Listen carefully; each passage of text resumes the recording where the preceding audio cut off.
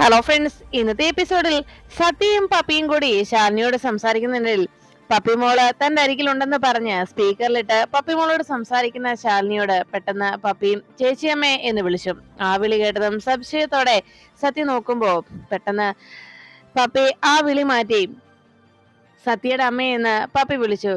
ഞങ്ങൾ ഇന്ന് രണ്ടുപേരും കൂടി ഫുഡ് ഷെയർ ചെയ്താ കഴിച്ചത് എന്ന് പറഞ്ഞപ്പോ അത് കേട്ട ശാലിനി പറഞ്ഞു, നന്നായി, അങ്ങനെ വേണം, നല്ല കുട്ടികളെന്ന് അവരെ രണ്ടുപേരെയും പ്രശംസിച്ചുകൊണ്ട് ശാലിനി സംസാരിച്ചു. അത് കേട്ടപ്പോഴേക്കും പപ്പി പറഞ്ഞു, ഞങ്ങൾ രണ്ടുപേരും ഗുഡ് ഫ്രണ്ട്സ് അല്ലേ, ഞങ്ങൾ രണ്ടുപേരും ബെസ്റ്റ് ഫ്രണ്ട്സ് അല്ലേ, അതുകൊണ്ടാ. ഇനിയിപ്പം അമ്മേ, വേറൊരു കാര്യം കൂടി ഉണ്ട് എന്ന് അതിനിടയിൽ സത്യ കയറി പറഞ്ഞു. അതെ, ഇന്ന് പപ്പിയുടെ ചേച്ചിയമ്മ ഉണ്ടാക്കി കൊടുത്ത ഫുഡാ ഞാൻ കഴിച്ചത്. അത് കഴിച്ചപ്പോ അമ്മ ഉണ്ടാക്കുന്ന അതേ ടേസ്റ്റാ എനിക്ക് തോന്നിയത്.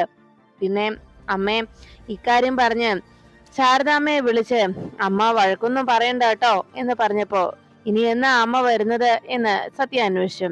1-2 ദിവസം കൂടി കഴിയും മോളെ എന്ന് ശാലിനി പറയുമ്പോ സത്യ പറഞ്ഞു, സാരയില്ലമ്മേ, കുഴപ്പമില്ല, ഇനിയും ഫുഡിന് എന്തെങ്കിലും പ്രശ്നം വന്നാൽ ഞാൻ പപ്പിയുടെ കയ്യിൽ നിന്ന് വാങ്ങിച്ചോളാം, അപ്പൊ പിന്നെ കുഴപ്പമില്ലല്ലോ എന്ന് രണ്ടുപേരും പറഞ്ഞത് കേട്ട് ശാലിനി ശരിയെന്ന് സമ്മതിക്കണം. അങ്ങനെ സത്യയുടെ സങ്കടം പറച്ചിൽ കേട്ട ശാലിനിയും ആകെ വിഷമത്തിലായി. എന്നാ ഇപ്പൊ ഫോൺ വെക്കട്ടെ അമ്മേ എന്ന് ചോദിച്ച് സത്യ ഫോൺ വെച്ചപ്പോഴേക്കും പപ്പിമോള് സത്യയോട് ആ സത്യം തുറന്നു പറയാൻ കഴിയാത്തതിന്റെ വിഷമത്തിലായി. ചേച്ചിയമ്മയ്ക്ക് താൻ സത്യം ചെയ്ത് കൊടുത്തതല്ലേ, അതുകൊണ്ട് ഇനി തൽക്കാലം ചേച്ചിയമ്മയ്ക്ക് കൊടുത്ത സത്യം തെറ്റിക്കണ്ട എന്ന് സത്യ ആലോചിച്ചങ്ങ് നിൽക്കുമ്പോ പപ്പിയുടെയും സത്യയുടെയും ടിഫിൻ ബോക്സ് ഒക്കെ എടുത്തിട്ട് സത്യ ചോദിച്ചു, എന്നാ നമുക്ക് ക്ലാസ്സിലേക്ക് പോകാം. ശരിയെന്ന് സത്യ സമ്മതിച്ചു. അങ്ങനെ അവരവിടേക്ക് പോകുമ്പോ ശാലിനി പോകാൻ തുടങ്ങുന്നത് കണ്ട് പൊന്നി ചോദിച്ചു, ശാലിനി കുഞ്ഞെ, സത്യമോളുടെ കാര്യത്തിൽ ആ സത്യം അങ്ങ് സത്യാമ്മയുടെ മറ്റുള്ളവരുടെ മുന്നിൽ തുറന്നു പറയുകയാണെങ്കിൽ ഈ പ്രശ്നമൊന്നും ഉണ്ടാവില്ലല്ലോ മോളെ. വിഷ്ണു കുഞ്ഞുമായിട്ട് ശാലിനി കുഞ്ഞിന് ഒന്നിച്ച് ജീവിച്ചൂടെ എന്ന് ചോദിച്ചപ്പോ ശാലിനി പറഞ്ഞു, അങ്ങനെ എല്ലാം തുറന്നു പറയാൻ പറ്റുന്ന ഒരു സാഹചര്യമല്ല, അങ്ങനെ ഒറ്റ വാക്കിൽ ഒതുക്കാൻ കഴിയുന്ന കാര്യവുമല്ല, അതിന് കുറച്ച് പ്രശ്നങ്ങളുണ്ട്, അതുകൊണ്ട് കുറച്ചുകൂടി കാത്തിരിക്കേണ്ടി വരുമെന്ന് പറഞ്ഞ് ശാലിനി ആകെ വിഷമത്തോടെ അവിടെ നിന്ന് പോകുമ്പോ പൊന്നി അവരുടെ ജീവിതത്തെക്കുറിച്ച് ആകെ നിരാശയിലായി. പിന്നീട് കാണുന്നത് സത്യഭാമ ഡൈനിങ് ടേബിളിനരികിലേക്ക് ഫുഡ് കഴിക്കാനായി വന്നിരുന്നു. രാഘവൻ നായരും ഫുഡ് കഴിക്കാനിരിക്കുമ്പോൾ പൊന്നിയും ശാലിനിയും കൂടി ഭക്ഷണം വിളമ്പാൻ തയ്യാറായി നിന്നു. പൊന്നി ശാലിന്റെ കയ്യിലേക്ക് എല്ലാം എടുത്തു കൊടുക്കുകയും ശാലിനി രാഘവൻ നായർക്കും സത്യാമ്മയ്ക്കും വിളമ്പുന്നു. രാഘവൻ നായർക്ക് ഭക്ഷണം വിളമ്പിയതിനു ശേഷം ശാലിനി സത്യഭാമയ്ക്ക് വിളമ്പാൻ തുടങ്ങുമ്പോൾ സത്യഭാമ ശാലിനിയോട് വേണ്ട, ഇടണ്ട എന്ന് പറഞ്ഞ് തടഞ്ഞു. അതിനിടയിൽ പൊന്നിയോട് സത്യഭാമ ചോദിച്ചു, പൊന്നി, കാർത്തികയും വിഷ്ണുവിനെയും വിളിച്ചില്ലേ? ഇത്ര നേരമായിട്ടും ഭക്ഷണം കഴിക്കാൻ വന്നില്ലല്ലോ. കുടുംബത്തിലുള്ളവരെല്ലാവരും ഒന്നിച്ചിരുന്ന് ഭക്ഷണം കഴിക്കണമെന്നല്ലേ ഇവിടുത്തെ നിയമം, എന്നിട്ട് ഇതെന്താ ആരെയും വിളിക്കാതിരുന്നത്? പൊന്നി, ഞാൻ പറഞ്ഞ കേട്ടില്ലേ എന്ന് ചോദിച്ചപ്പോഴേക്കും പൊന്നിയാകെ വിഷമത്തോടെ സത്യാമ്മയെ നോക്കി. അപ്പോഴേക്കും വിഷ്ണു വേഗം ഭക്ഷണം കഴിക്കാനായി അവിടേക്ക് വന്നിരുന്നു. വിഷ്ണു ചേർ വലിച്ച് അവിടേക്ക് ഇരിക്കുന്ന നേരത്ത് വിഷ്ണുവിനോട് സത്യഭാമ ചോദിച്ചു, എടാ, നീ കാർത്തികയെ വിളിച്ചില്ലേ? മോളെ എന്താ ഭക്ഷണം കഴിക്കാൻ വിളിക്കാതിരുന്നത് എന്ന് ചോദിച്ചപ്പോ ശാലിനി വിഷ്ണുവിന്റെ അരികിലേക്ക് ഭക്ഷണം വിളമ്പാനായി പ്ലേറ്റ് കൊണ്ടുവന്ന് വെച്ചു. അപ്പോഴാണ് സത്യഭാമ ചോദിച്ചത്, വിഷ്ണു എവിടെ, കാർത്തിക എവിടെ എന്ന് ചോദിച്ചപ്പോ വിഷ്ണു പറഞ്ഞു, അവള് വരും. എടാ, നീ എന്താ അവളെ വിളിക്കാതിരുന്നത്? അവളാകെ വിഷമിച്ച് റൂമിൽ ഇരിക്കുകയായിരിക്കും, നിനക്ക് വിളിക്കായിരുന്നല്ലോ വിഷ്ണു എന്ന് പറഞ്ഞ് സത്യഭാമ വിഷ്ണുവിനെ ശകാരിക്കുന്നു. വിഷ്ണു ഭക്ഷണമെല്ലാം എടുത്തുകൊണ്ട് അങ്ങനെ ഇരിക്കുമ്പോ വിഷ്ണു കഴിക്കാനായിട്ട് ശാലിനി ഭക്ഷണം വിളമ്പിക്കൊടുത്തു. അപ്പോഴേക്കും സത്യഭാമ പറഞ്ഞു, അതെ, ഈ വീട്ടിലെ ജോലിക്കാരിയൊന്നും അല്ലല്ലോ അവളെ വിളിച്ചിട്ട് വാ എന്ന് പറഞ്ഞ് പൊന്നിയോട് സത്യഭാമ പറഞ്ഞു, പൊന്നി, വേഗം ചെന്ന് നീ കാർത്തിക മോളെ വിളിച്ചിട്ട് വാ. അപ്പോഴേക്കും ഉടനെ തന്നെ രാഘവനാർ പറഞ്ഞു, പൊന്നി, പോകാൻ വരട്ടെ, എനിക്ക് കുടിക്കാൻ ശകലം വെള്ളം എടുത്ത്, ചൂടില്ല വെള്ളത്തിന് എന്ന് പറഞ്ഞു. അപ്പോഴേക്കും ശാലിനി പറഞ്ഞു, അച്ഛനെടുത്ത വെള്ളത്തിന് ചൂടുണ്ട്, അച്ഛന് കുടിക്കാനായിട്ട് തന്ന വെള്ളത്തിന് ചൂടുള്ളതാണ് എന്ന് പറഞ്ഞപ്പോ രാഘവനാർ പറഞ്ഞു, അത്രയും ചൂട് പോരാ, കുറച്ചുകൂടി വേണം, പൊന്നി പോയി വെള്ളം എടുത്തിട്ട് വാ എന്ന് പറഞ്ഞ് രാഘവനാർ സത്യഭാമയെ നോക്കി. എന്റെ കാര്യമാണോ ഇവിടെ നടപ്പിലാവുന്നത്? എനിക്കിവിടെ വിലയുണ്ടോന്നൊന്ന് അറിയണല്ലോ എന്നിങ്ങനെ ആലോചിച്ചപ്പോ രാഘവൻ നായര് നോക്കുന്നത് കണ്ട സത്യഭാമ വേഗം പൊന്നിയെ വിളിച്ചു. പൊന്നി, ഞാൻ പറഞ്ഞത് കേട്ടില്ലേ, പോയി വേഗം വിളിച്ചിട്ട് വാ. അപ്പോഴേക്കും പൊന്നി ശരി സത്യാമ്മ എന്ന് പറഞ്ഞ് വിളിക്കാൻ പോകാൻ തുടങ്ങുമ്പോ രാഘവൻ നായർ പറഞ്ഞു, പൊന്നി, നീ ഇപ്പൊ എങ്ങോട്ടും പോകണ്ട, ഇവിടെ എല്ലായിടത്തും ഓരോരുത്തരെയും ചെന്ന് വിളിച്ച് ഭക്ഷണം കഴിക്കാനായി വിളിച്ചു വരുത്തേണ്ട കാര്യമൊന്നുമില്ലല്ലോ, ഇങ്ങനെ ഓട്ടോ പിടിച്ച് വരേണ്ട സ്ഥലമൊന്നും അല്ലല്ലോ ഈ ഡൈനിങ് ടേബിൾ എന്ന് പറഞ്ഞത്, അതുകൊണ്ട് ഭക്ഷണം വിശക്കുന്നുണ്ടെങ്കിൽ കൃത്യസമയത്ത് വന്ന് ഡൈനിങ് ടേബിളിൽ വന്ന് ഭക്ഷണം കഴിക്കും. ഇവിടെ ഉണ്ടാക്കി വെച്ചിട്ടുണ്ടല്ലോ, കഴിക്കാമല്ലോ എന്ന് പറഞ്ഞു. അല്ലാതെ ഇങ്ങനെ ഓരോരുത്തരെയും ചെന്ന് എതിരേറ്റ് ഇവിടേക്ക് കൊണ്ടുവരേണ്ട കാര്യമില്ല എന്ന് രാഘവൻ നായർ പറയുമ്പോൾ പെട്ടെന്ന് കാർത്തിക അവിടേക്ക് വരുന്നത് കണ്ടു. ഇതാ കാർത്തിക കുഞ്ഞ് വന്നല്ലോ എന്ന് പൊന്നി പറഞ്ഞപ്പോഴേക്കും കാർത്തിക ടേബിളിനരികിലേക്ക് എത്തി. ഉടനെ സത്യഭാമ വളരെ സന്തോഷത്തോടെ മോൾ ഇവിടേക്ക് ഇരിക്കുക എന്ന് പറഞ്ഞു. ശാലിനി അവിടെ നിൽക്കുന്നത് കണ്ട് സത്യഭാമ പറഞ്ഞു, അങ്ങോട്ട് മാറി നിൽക്കടേ എന്ന് ശാലിനിയോട് സത്യഭാമ പറയുന്നു. വിഷ്ണു ഭക്ഷണം കഴിക്കുന്ന നേരത്ത് ശാലിനിയോട് അവിടെ നിന്ന് മാറി നിൽക്കാൻ സത്യഭാമ പറയുന്നത് കേട്ട് വിഷ്ണു ആ കലിയോടെ സത്യഭാമയെ നോക്കി. ശാലിനി പതുക്കെ ഭക്ഷണം വിളമ്പുന്നതിനിടയിൽ അവിടെ നിന്ന് മാറി ഇങ്ങനെ നിൽക്കുമ്പോൾ കാർത്തികയോട് അവിടെ ഇരിക്കാൻ സത്യഭാമ അറിയിച്ചു. കാർത്തിക ചേറ് വലിച്ചവിടേക്ക് ഇരിക്കുമ്പോൾ വിഷ്ണു ആകെ കലിപ്പിൽ നിൽക്കും. അപ്പോഴേക്കും ഉടനെ വിഷ്ണു ശാലിനിയെ വിളിച്ചിട്ട് പറഞ്ഞു, ശാലിനി ദാ ആ കറി ഇങ്ങോട്ട് ഒഴിച്ചേ. അപ്പോഴാണ് പൊന്നിയോട് സത്യഭാമ പറഞ്ഞത്, ദാ പൊന്നി കാർത്തിക മോൾക്ക് വിളമ്പി കൊടുക്കുക എന്ന് പറഞ്ഞ് ഭക്ഷണം വിളമ്പി കൊടുക്കാനായി പ്ലേറ്റ് എടുത്ത് കാർത്തികയുടെ മുന്നിലേക്ക് വെച്ചിട്ട് ഭക്ഷണം വിളമ്പാൻ തുടങ്ങുമ്പോഴേക്കും വിഷ്ണു ഒന്നും മിണ്ടാതെ അങ്ങനെ ഇരിക്കുന്ന നേരത്ത് എന്താണ് നീ ഒന്നും കഴിക്കാത്തെന്ന് ചോദിച്ചു. അപ്പോഴേക്കും അവിടെ ഇരുന്ന കാർത്തികയുടെ മുഖമാകെ വിഷമത്തോടെ ഇരിക്കുന്ന കണ്ട് സത്യഭാമ ചോദിച്ചു, എന്താ മോളുടെ മുഖമാകെ വല്ലാതിരിക്കുന്നത്, എന്തു പറ്റി? അപ്പോഴേക്കും കാർത്തിക പറഞ്ഞു, ചെറിയൊരു തലവേദന സത്യാമേ, വേറെ പ്രശ്നമൊന്നുമില്ല. ടാബ്ലറ്റ് കഴിച്ചില്ലേ എന്ന് ചോദിച്ചിട്ടും കഴിച്ചു സത്യാമേ എന്ന് കാർത്തിക മറുപടി പറഞ്ഞു. പെട്ടെന്ന് വിഷ്ണു ശാലിനി വിളിച്ചു. ശാലിനി ആ കറിയും ഒഴിച്ചേ എന്ന് പറഞ്ഞപ്പോൾ ശാലിനി വേഗം വിഷ്ണുവിന് കറി ഒഴിച്ചു കൊടുക്കാനായി വിഷ്ണുവിന്റെ അരികിലേക്ക് ചെന്നു.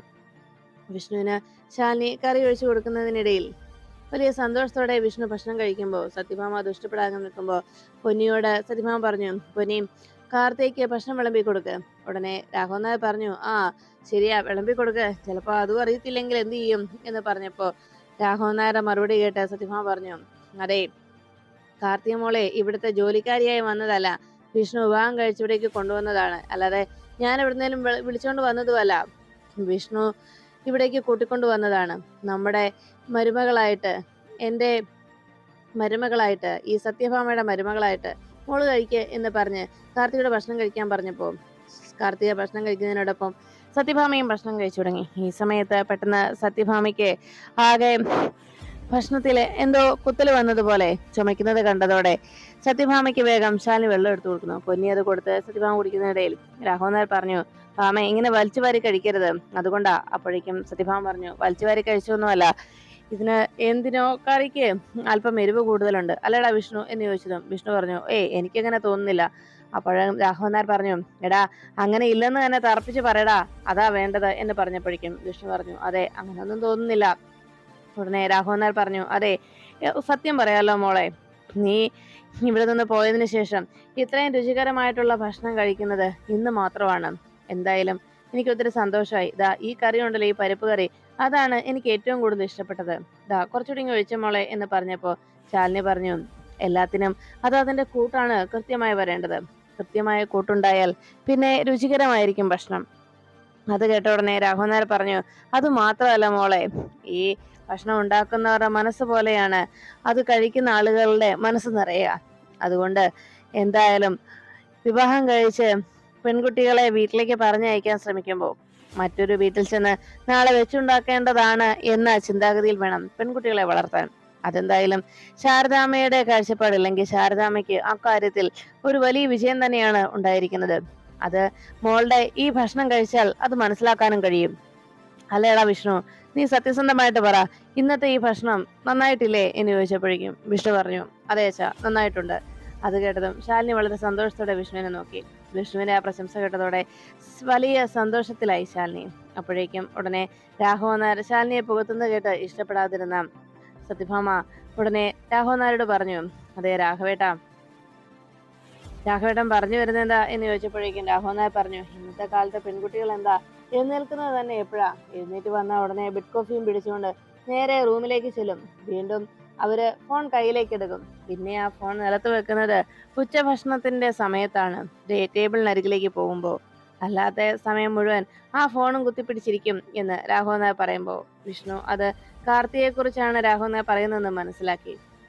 അത് കേട്ട് ഉടനെ കാർത്തിക ആകെ വിഷമത്തോടെ ചാടി എഴുന്നേറ്റു.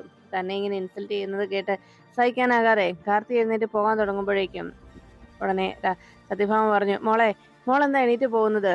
അപ്പോഴേക്കും ഉടനെ കാർത്തിക പറഞ്ഞു, അത് പിന്നെ എനിക്ക് തലവേദന എടുക്കുന്നു, അതുകൊണ്ട് ഭക്ഷണം വേണ്ട സത്യാമ്മേ. അല്ല, ഹോസ്പിറ്റലിൽ വല്ലതും പോണോ മോളെ എന്ന് ചോദിച്ചപ്പോഴേക്കും കാർത്തിക പറഞ്ഞു, വേണ്ട സത്യാമ്മേ, ഒന്ന് റെസ്റ്റ് എടുത്താൽ മതി. അപ്പോഴാണ് രാഘവൻ നായർ ചോദിച്ചത്, അപ്പൊ പിന്നെ ഇത്രയും നേരം എന്തെടുക്കുകയായിരുന്നു? രാഘവൻ നായർ ആ ചോദ്യം കേട്ടതോടെ ഒന്നും മിണ്ടാതെ അവിടുന്ന് കാർത്തിക പോകുമ്പോ സത്യഭാമ ആകെ ദേഷ്യത്തോടെ രാഘവൻ നായരെ നോക്കി. ഉടനെ തന്നെ രാഘവൻ നായര് അത് ചോദിച്ചത് കേട്ട് സത്യഭാമ പറഞ്ഞു, രാഘവേട്ടാ, ഒരു കാര്യം ഞാൻ പറയാം. കാർത്തികയെ ഇവിടേക്ക് വലിഞ്ഞു കയറി വന്ന കൊച്ചല്ല. നമ്മുടെ മകൻ വിവാഹം കഴിച്ച് കൂട്ടിക്കൊണ്ടു വന്നതാണ്. അല്ലാതെ ഞാൻ ഇവിടുന്ന് കൊണ്ടുവന്നതല്ല. അത് മറക്കണ്ട. അവൾക്ക് എന്തെങ്കിലും പോരായ്മകൾ ഉണ്ടെങ്കിൽ അത് നമ്മൾ വേണം നമുക്ക് പറഞ്ഞു കൊടുത്ത് നികത്താൻ. അത് നമ്മുടെ ഉത്തരവാദിത്വമാണ്. നമ്മുടെ മകൻ കൊണ്ടുവന്ന പെൺകുട്ടി, അതുകൊണ്ട് മാത്രം എന്ന് പറഞ്ഞ് മറ്റുള്ളവരെ എല്ലാവരെയും ഇങ്ങനെ പരിഹസിക്കുന്നത് ശരിയല്ല രാഘവേട്ട എന്ന് പറഞ്ഞ് സത്യഭാമ രാഘവൻ നായരുടെ നേരെ ദേഷ്യപ്പെടുന്നു. നമ്മുടെ മകൻ ഇവിടേക്ക് കൂട്ടിക്കൊണ്ടു വന്ന ഈ പെൺകൊച്ചിനെ ഇങ്ങനെ കുറ്റപ്പെടുത്തുന്നത് ശരിയല്ല രാഘവേട്ട. അവൾക്ക് എന്തെങ്കിലും അറിയാൻ മേല എന്നുണ്ടെങ്കിൽ ഞാൻ അതുപോലെ പഠിപ്പിച്ചു കൊടുത്തോളാം എന്ന് പറഞ്ഞ് സത്യഭാമ രാഘവൻ നായരുടെ നാവടപ്പിക്കാനായി നോക്കി. അങ്ങനെ പറഞ്ഞിട്ട് അവിടെ നിന്ന് സത്യഭാമ പോകുമ്പോൾ രാഘവൻ നായർ വിഷ്ണുവിനെയും ശാലിനെയും നോക്കിയിട്ട് പറഞ്ഞു, മക്കളെ, ഇത്രയും നാളത്തെ എന്റെ അനുഭവം വെച്ച് ഞാൻ പറയുക, മനസ്സിലുള്ളത് തുറന്നു പറയാറെ അടുക്കാൻ ശ്രമിച്ചാൽ അത് കൂടുതൽ അകലത്തിലേക്ക് കൊണ്ടുപോവുകയുള്ളൂ. ഞാൻ ഈ പറഞ്ഞത് മറക്കണ്ട എന്ന് പറഞ്ഞ് രാഘവൻ നായർ അവിടെ നിന്ന് എഴുന്നേറ്റ് പോകുന്നു. അപ്പോഴേക്കും സത്യഭാമയും സത്യഭാമ പറഞ്ഞിട്ട് പോയ കാര്യങ്ങളൊക്കെ വിഷ്ണുവിന്റെയും ശാലിനിയുടെയും മനസ്സിനെയും വല്ലാതെ അലട്ടി. പിന്നീട് കാണുന്നത് പപ്പിമോള് സ്കൂള് വിട്ട് വഴിയിലൂടെ നടന്നു വരുന്ന സമയത്ത് അതിലെ അലക്ഷ്യമായി വന്ന ഒരു കാറ് പപ്പിമോളെ പപ്പിമോള് റോഡിലേക്ക് വീഴുന്ന ആ കരഞ്ഞുകൊണ്ടുള്ള നിലവിളി കേട്ടത് അപ്പുറത്ത് മാറുന്ന ജയശങ്കർ കാണാനിടെ. ഉടനെ ജയശങ്കർ ഓടി വന്ന് പപ്പിമോളെ പിടിച്ചെഴുന്നേൽപ്പിച്ചു. അപ്പോഴേക്കും ആ കാറിലിരുന്ന ഡ്രൈവറുടെ കൂടെ യാത്ര ചെയ്യ ആള് പറഞ്ഞു, അതെ, ഈ സ്കൂള് വിട്ട് വല്ലയിടത്തും നോക്കി നടന്നാലേ ഇങ്ങനെയൊക്കെ സംഭവിക്കും. ഞങ്ങളുടെ കാറിന് കുറുകെ മനഃപൂർവ്വം വന്ന് കയറിയതായി കുട്ടി, എന്നിട്ട് ഞങ്ങളെ കുറ്റം പറയുന്നു നിങ്ങൾ എന്ന് ചോദിച്ചതും ജയശങ്കർ പറഞ്ഞു, നിങ്ങളുടെ മുഖത്തും കണ്ണൊന്നും ഇല്ലായിരുന്നോ? കുട്ടി വരുന്നത് നിങ്ങളും കണ്ടില്ലായിരുന്നോ എന്ന് ചോദിച്ചപ്പോഴേക്കും കാറുകാര് പോയി കഴിഞ്ഞതും പപ്പിമോള് ആകെ വിഷമത്തിൽ കരഞ്ഞുകൊണ്ട് അങ്ങനെ ഇരിക്കുമ്പോ എന്റെ കൈ പൊട്ടി എന്ന് പറഞ്ഞ് പപ്പിമോള് സങ്കടപ്പെട്ടു. അപ്പോഴാണ് പപ്പിമോളെ ജയശങ്കർ ആശ്വസിപ്പിച്ചത്, സാരയില്ല മോളെ, ചെറിയൊരു പൊട്ടലല്ലേ ഉള്ളൂ, നമുക്കിവിടെ അടുത്തുള്ള ഹോസ്പിറ്റലിൽ കൊണ്ടുപോയി മരുന്ന് വെക്കാം, നാളത്തേക്ക് വേദനയൊക്കെ മാറും എന്ന് പറഞ്ഞ് ജയശങ്കർ പപ്പിമോളെ ആശ്വസിപ്പിക്കണം. പിന്നീട് കാണുന്നത് ശാലിനി ഫോണിൽ സംസാരിച്ചുകൊണ്ട് അനുപല്ലവിയോട് സംസാരിച്ചുകൊണ്ടിരിക്കണം. അനുപല്ലവി, എന്തായാലും നമ്മൾ അങ്ങനെ ഉപേക്ഷിക്കാൻ തീരുമാനിച്ചിട്ടില്ല ആ പ്രോജക്റ്റ്. അത് ഏണിംഗ് മെമ്പർ എന്നുള്ള ഈ പ്രോജക്റ്റ്, അങ്ങനെ ഒരു പ്രോജക്റ്റ് നമ്മൾ കൊണ്ടുവന്നത് എന്തിനാണെന്ന് എനിക്കറിയാമല്ലോ. ഇപ്പോ പേടിച്ചിരിക്കുന്ന ചൈന കോളനിയിലെ ആളുകളെ നമ്മൾ ധൈര്യപൂർവ്വം മുന്നോട്ട് കൊണ്ടുവരും. അവരെ പഴയതിനേക്കാൾ ഊർജിതമായി അവരെ ഈ ഒരു പദ്ധതി വിജയിപ്പിക്കുന്നതിന് വേണ്ടി നമ്മൾ മുന്നിട്ടിറക്കും, അത് തീർച്ച എന്ന് ശാലിനി സംസാരിച്ചുകൊണ്ടിരിക്കുമ്പോഴാണ് ഹാളിലിരുന്ന സത്യഭാമയുടെ രാഘവൻ നായർ ചോദിച്ചു, അല്ല ഭാമയെ, പപ്പിമോളെ കൂട്ടേണ്ട സമയമായില്ലേ, ആരെങ്കിലും പോയോ? ഉടനെ സത്യഭാമ പറഞ്ഞു, അതാ കൃത്യസമയത്ത് ആരെങ്കിലും പോയി വിളിച്ചോളും രാഘവേട്ടനതോർത്ത് വിഷമിക്കണ്ട, എന്നാലും അതൊന്ന് അന്വേഷിക്കണല്ലോ. പൊന്നി എന്ന് വിളിച്ചതും പൊന്നി ഉടനെ ടാബ്ലറ്റുമായി മുന്നിലേക്ക് എത്തി. ദാ കൊണ്ടുവരുന്നു സാറേ എന്ന് പറഞ്ഞ് ടാബ്ലറ്റ് കൊണ്ട് കൊടുത്തതും രാഘവൻ നായർ പറഞ്ഞു, ഈ ടാബ്ലറ്റിന് വേണ്ടി അല്ല പൊന്നി ഞാൻ നിന്നെ വിളിച്ചത്. എവിടെയാ ഇത്രയും നേരമായിട്ടും രോഹിത് ആരെങ്കിലും പപ്പിമോളെ കൂട്ടിക്കൊണ്ടു വരാൻ പോയോ? പൊന്നി നീ കണ്ടായിരുന്നോ എന്ന് ചോദിച്ചതും പൊന്നി പറഞ്ഞു, രാഘവൻ സാറേ, രോഹിത് കുഞ്ഞ് മുമ്പ് റെഡിയായിട്ട് ഇവിടെ നിൽക്കുന്നത് കണ്ടായിരുന്നോ എന്ന് പറഞ്ഞു. ശരിയെന്ന് പറഞ്ഞ് രാഘവൻ നായർ തലകുലിക്കൊണ്ടിരിക്കുമ്പോഴാണ് ശാലിനി ഫോണിൽ സംസാരിച്ചുകൊണ്ടിരിക്കുമ്പോൾ ഒരു ഓട്ടോ മുറ്റത്തേക്ക് വരുന്നത് കണ്ടത്. എന്നാ പിന്നെ വിളിക്കാം അനുപല്ലവി എന്ന് പറഞ്ഞ് ഫോൺ വെച്ച് കഴിയുമ്പോൾ ഓട്ടോയിൽ നിന്ന് ജയശങ്കർ ഇറങ്ങി. പിന്നാലെ പപ്പിമോളെയും ജയശങ്കർ കൂടെ ഇറക്കി. കൈയെ ഒരു വലത് കൈ കെട്ടിവെച്ചുകൊണ്ട് കഴുത്തിലൂടെ ഒരു കെട്ടിട്ട് വലത് കൈയും തൂക്കി പിടിച്ചുകൊണ്ട് ഓടി വരികയാണ് പപ്പി. ചേച്ചിയമ്മ എന്ന് നിലവിളിച്ചുകൊണ്ട് പപ്പി അരികിലേക്ക് ഓടി വന്നതും ജയശങ്കർ, അയ്യോ എന്റെ പൊന്നുമോൾക്ക് എന്താ പറ്റിയത് എന്ന് ചോദിച്ച് ശാലിനി പപ്പിമോളോട് കാര്യം അന്വേഷിച്ചു. അപ്പോഴേക്കും ജയശങ്കർ വരുന്നു. സ്കൂൾ വിട്ട് വരുന്ന വഴിക്ക് ഒരു ആക്സിഡന്റ് ഉണ്ടായി. അവര് ഡ്രൈവറെ വേഗം വണ്ടി ചവിട്ടിയുണ്ട്, വലിയ പ്രശ്നമൊന്നും ഉണ്ടായില്ല. മോളുടെ കൈയുടെ മുട്ടൊന്ന് ചെറുതായിട്ടൊന്ന് പൊട്ടി, അത്രേ ഉള്ളൂ, വേറെ പ്രശ്നമൊന്നുമില്ല. അടുത്തുള്ള ഹോസ്പിറ്റലിൽ കൊണ്ടുപോയി കാണിച്ചു, ഇപ്പൊ പ്രശ്നമൊന്നും തന്നെ ഇല്ല എന്ന് രോഹിത് ജയശങ്കർ ശാലിനിയോട് വിവരങ്ങൾ പറഞ്ഞു. അപ്പോഴാണ് മുകളിൽ മട്ടുപ്പാവിലേക്ക് വന്ന കാർത്തിക ജയശങ്കർ ശാലിനിയുമായി സംസാരിച്ചു നിൽക്കുന്ന കണ്ടത്. ദൈവമേ, ഇവൻ വീണ്ടും ഇവിടെ എത്തിയോ? വിവാഹ നിശ്ചയ ദിവസം അയാളെയും വീട്ടുകാരെയും നാട്ടുകാരെയും എല്ലാം പറ്റിച്ച് കടന്നു കളഞ്ഞതാ ഞാനെന്നുള്ള സത്യം അറിഞ്ഞാൽ അതോടെ തീരും സത്യാമ്മയ്ക്ക് ഈ വീട്ടിൽ എന്നെ താമസിപ്പിക്കുന്നതിനുള്ള ആഗ്രഹം. സത്യാമ്മ പിന്നെ എന്നെ ഇവിടെ നിന്ന് പറഞ്ഞു വിടും ജയശങ്കറിനോടൊപ്പം. പിന്നെ എന്റെ ജീവിതം എന്താകും? ഇനിയിപ്പോ എന്താ ഞാൻ ചെയ്യുക? ഉടനെ തന്നെ സത്യാമ്മ മുകളിലേക്ക് കയറി വരുമല്ലോ എന്നെല്ലാം ആലോചിച്ച് ആകെ ടെൻഷനോടെ നിൽക്കുകയാണ് കാർത്തിക. പിന്നീട് ശാലിനിയോട് സംസാരിച്ചതിന് ശേഷം ജയശങ്കർ പറഞ്ഞു, എന്നാ ശരി ഞാൻ ഇറങ്ങിക്കോട്ടെ എന്ന് ചോദിച്ചപ്പോൾ ശാലിനി പറഞ്ഞു, ഇത്രയും വലിയൊരു കാര്യം ചെയ്തതല്ലേ, ധൃതിയില്ലെങ്കിൽ ഇവിടെ അകത്ത് കയറി ഇവിടെയുള്ള എല്ലാവരെയും ഒന്ന് പരിചയപ്പെട്ടിട്ട് പോകാം എന്ന് പറഞ്ഞതും അതിനെന്താ ആയിക്കോട്ടെ എന്ന് പറഞ്ഞ് ജയശങ്കർ വേഗം അകത്തേക്ക് കയറുന്നു. അങ്ങനെ ജയശങ്കറിനെയും കൂട്ടി ശാലിനി അകത്തേക്ക് കയറുന്നു. ഈ സമയത്ത് രാഘവൻ നായരും സത്യാമ്മയും സംസാരിക്കുന്നതിനിടയിൽ മുകളിൽ നിന്ന് രോഹിത് താഴേക്ക് ഇറങ്ങി വന്നു.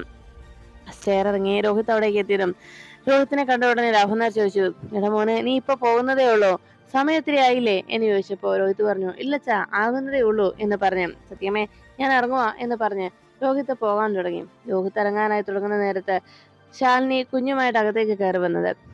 കയ്യില് കെട്ടും ആയിട്ട് അകത്തേക്ക് കയറി വരുന്ന പപ്പിമോള് സത്യാമ്മയെ കണ്ടത് സത്യാമ്മയെ എന്ന് വിളിച്ചുകൊണ്ട് ഓടി സത്യഭാമയുടെ അരികിലേക്ക് എത്തി.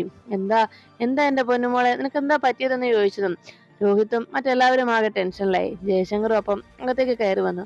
സത്യഭാമ ചോദിച്ചു, എന്താ മോളെ, എന്താ പപ്പി, എന്റെ പൊന്നുമോക്ക് എന്താ പറ്റിയത് എന്ന് ചോദിച്ച് വല്ലാത്ത ടെൻഷനോടെ സത്യഭാമ കാര്യം അന്വേഷിക്കുമ്പോ ജയശങ്കർ അകത്തേക്ക് കയറി വന്നത് കണ്ട് ടെൻഷനോടെ നോക്കി നിൽക്കുകയാണ് കാർത്തിക.